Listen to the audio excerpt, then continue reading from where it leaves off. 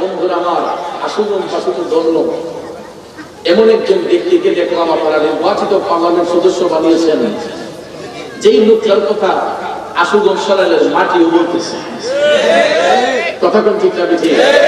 এবং ভোটের মাঠে এবার প্রমাণ করে দিয়েছেন যে জনাব মঈনুদ্দিন মঈন সাহেব উনি যে একজন ভদ্র মানুষ, স্বচ্ছ মানুষ, এটা আপনাদের নাগরিক অধিকার আপনারা বুঝিয়ে দিয়ে প্রমাণ করেছেন যে একজন যোগ্য ব্যক্তিকে যোগ্যতার আসনে আপনারা বসিয়েছেন, ঠিক না ঠিক?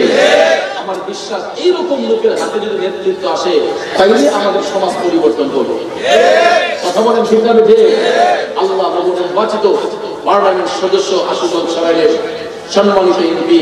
জনাব আলহাজ মঈনুদ্দিন মঈন সাহেবকে যেন দীর্ঘদিন নেখায়াত দান করে, সবাই আমিন বলুন। এবং যারা সমাজ পরিচালনা করতেছেন নেতৃস্থানীয় ব্যক্তি বলবো, আল্লাহ পাক যেন তাদের মাধ্যমে সমাজের যেন উন্নতি সাধন করে এবং যেন এই সমাজে উন্নয়ন করতে পারে, সমাজের দুঃখ কষ্ট অবহেলিত মানুষদের সেই মনের কষ্টগুলো যেন দূর করতে পারেন, সেই তৌফিক যেন আল্লাহ পাক তাদেরকে দান করে, সবাই বলেন আমিন। প্রিয় ভাইয়েরা আমার, বন্ধুরা আমার, আমি যেটা বলেছিলাম, তাহলে এমন ব্যক্তিকে আমরা